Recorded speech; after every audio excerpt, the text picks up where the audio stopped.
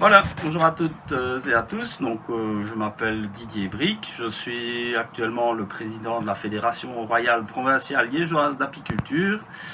Et c'est ma 31e année d'apiculture qui s'achève. Là, donc je suis un petit peu comme Obélix, tombé dans la marmite quand j'étais petit. Voilà, alors ici nous sommes dans un rucher qui se trouve en région tempérée, en Belgique, dans une plantation bastige d'arbres fruitiers. Qui est entouré de haies et d'un environnement assez mixte. Nous sommes fin août, donc c'est pas une époque classique à laquelle on fait des ruchettes, mais ce sera l'occasion d'utiliser, on va dire, une technique particulière à condition d'avoir des rennes de réserve. Donc ici, pourquoi faire des ruchettes maintenant? En gros, c'est pour doubler mon nombre de colonies, partant du principe que lorsqu'on travaille avec des dadans 10 cadres, si on les hiverne dans des ruchettes en polystyrène 6 cadres, elles hivernent beaucoup mieux qu'en 10 cadres. Et donc mes deux polystyrène 6 cadres au printemps seront normalement tellement belles que rapidement j'aurai 2 ruches au lieu d'en avoir une seule. Voilà, donc c'est pour favoriser de meilleures conditions d'hivernage et aussi doubler le nombre de colonies. Voilà, alors première étape, trouver la reine. Donc ici, je ne l'ai pas encore dit, mais je travaille en buckfast. Donc ce sont des reines qui ont été fécondées en fécondation naturelle, mais dans une zone saturée buckfast et en plus saturée avec des abeilles résistantes à varroa. Donc trouver le cadre avec la reine. Voilà, donc elle est ici. Et alors je vais séparer le couvain en 2 parties équivalentes et les réserves de nourriture également. De toute façon, les 2 ruchettes seront renourries parce qu'ici le nourrissement n'était pas complet. Donc voilà un deuxième cadre qui contient le couvain.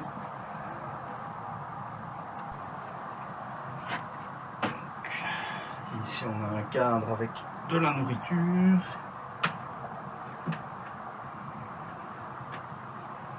Et à mon avis, on mettra 3 cadres de couvain et 2 cadres de nourriture dans chacune.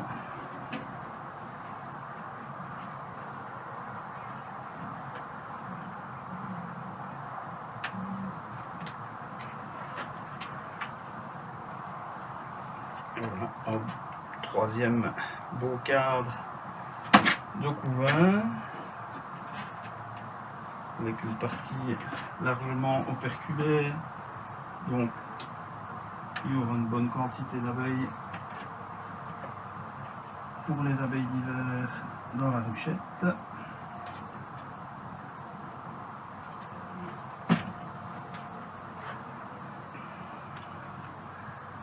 Voilà, encore la nourriture et on est bon.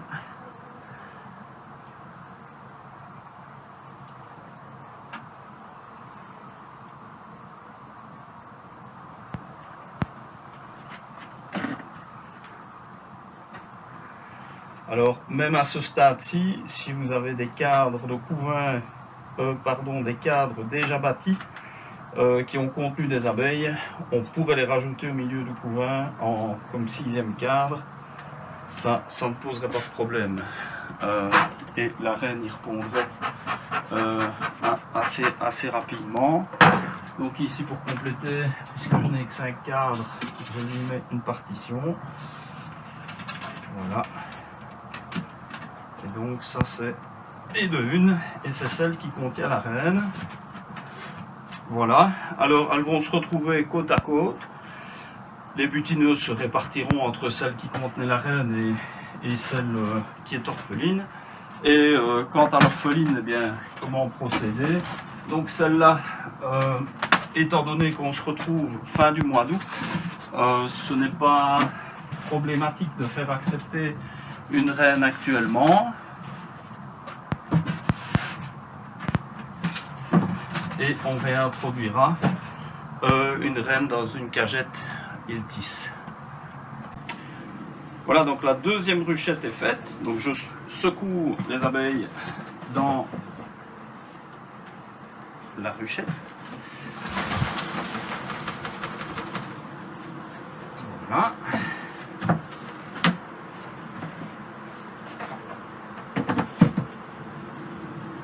Alors, pour ce qui est de la ruchette orpheline, maintenant, étant donné qu'on est fin août, c'est-à-dire en dehors de la période de reproduction, on n'aura pas trop de mal à leur faire accepter une reine sans attendre une semaine, puis détruire toutes les cellules royales, puis introduire une nouvelle reine. Ici, j'y vais plus rapidement et par expérience, ça se passe souvent bien. L'outil idéal pour introduire une reine, c'est la cagette Iltis. Donc c'est une petite cagette qu'on sait introduire entre deux cadres, qui est grillagée, qui permet l'échange de nourriture entre les ouvrières et la reine. Et les phéromones de la reine peuvent bien diffuser également.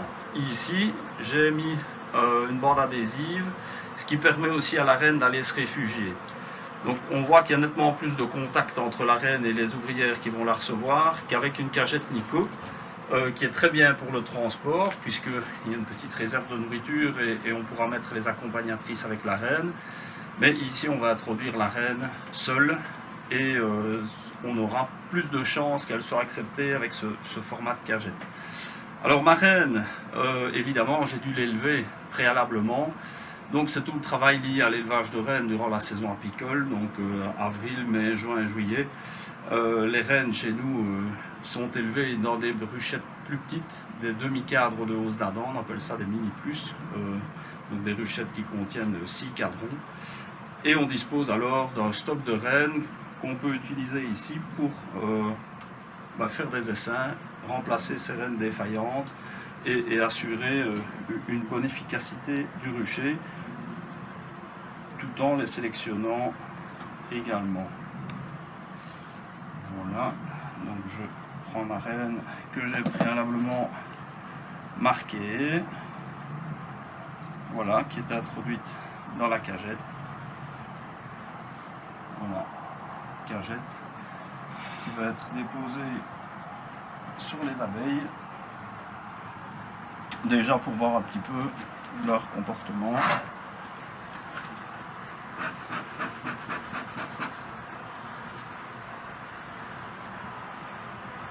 Voilà, alors pourquoi diviser des colonies, pourquoi faire des essaims?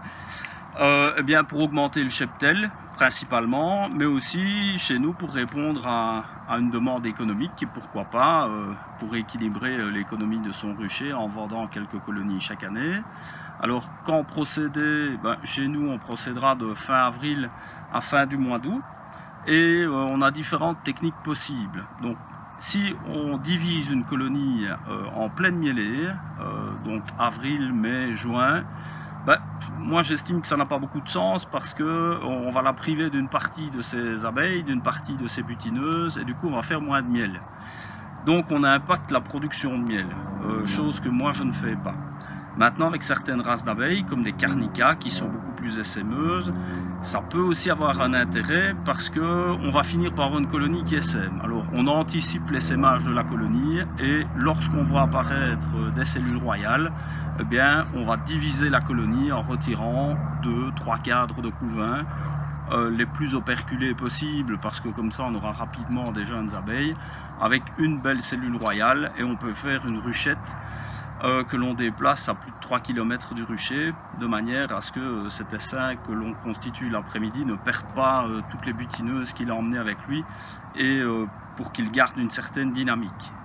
Alors il faut évidemment suivre des essaims quand on les fait comme ça avec des cellules royales en période de fièvre d'essaimage parce qu'il faut s'assurer que 3 semaines après on a une jeune reine qui est bien revenue, qui pond et qu'on a une colonie en ordre. Si ce n'était pas le cas, on va se retrouver avec une colonie qui va rapidement devenir bourdonneuse et du coup qui va être réunie avec une autre colonie, une autre ruchette pour qui elle, le destin de la reine a été meilleur.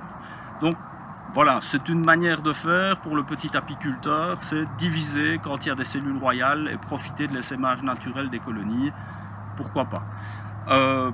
Personnellement, comme je suis éleveur de rennes, j'élève des rennes en parallèle avec la production de miel. Et mes rennes sont d'abord dans des petites ruchettes de fécondation et je n'utilise les rennes qu'une fois qu'elles sont fécondées. Donc je vais aussi faire des essaims artificiels Mais un peu plus tard en saison, à la fin de la mielée d'été, chez nous je dirais première quinzaine du mois de juin.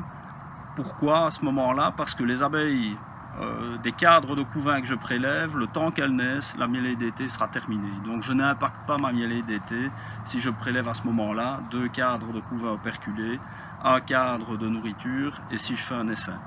Et alors dans ce cas-là, je fais mon essai artificiel, je le laisse 3 à 4 heures orphelin, après l'avoir déplacé aussi de plus de 3 km du rucher. Je trouve que ça va quand même toujours beaucoup mieux quand on les déplace, pour qu'ils ne se dépeuplent pas. 3-4 heures après, même chose que dans la vidéo précédente, on introduit une reine déjà en ponte en cagette Iltis. Le lendemain, on vérifie si la reine est calme dans la cagette, si les abeilles ont un comportement calme sur la cagette. On lui met un bouchon de candy et ça passe très bien comme ça. Et puis on s'assure la semaine qui suit que tout est en ordre, que la reine pond, et on rajoute des cires gaufrées, on stimule si la météo n'est pas favorable, on va nourrir avec du sirop, concentration de 50% de sucre, donc du sirop 50-50 comme on dit chez nous, donc 1 kg de sucre, 1 kg d'eau, et avec ce sirop dilué, il va stimuler à la fois la ponte de la reine et à la fois les cirières à bâtir. Et rapidement, alors on se retrouve d'une colonie 3 cadres à une 6 cadres fin juillet, l'optimum pour pouvoir passer l'hiver et avoir un bon hivernage. Voilà, donc conclusion pour être le plus efficace possible, élever des reines, comme ça on travaille avec des reines en ponte, on évite le côté aléatoire d'une reine qui ne reviendrait pas de son vol de fécondation et où on retrouverait alors une ruchette orpheline, voire bourdonneuse. Donc ça, ce sont des problèmes qu'on évite. Donc élever des reines, diviser la colonie, veiller à ce qu'il y ait suffisamment de couvain et suffisamment de nourriture, introduire une reine déjà en ponte en cagette Iltis, c'est l'optimum.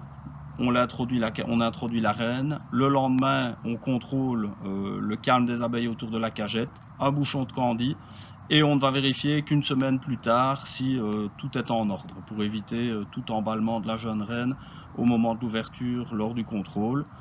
Et suivant les conditions météo, une petite stimulation, ça peut aider aussi à rendre les abeilles dans les conditions les meilleures. Voilà, merci pour votre attention et bonne division.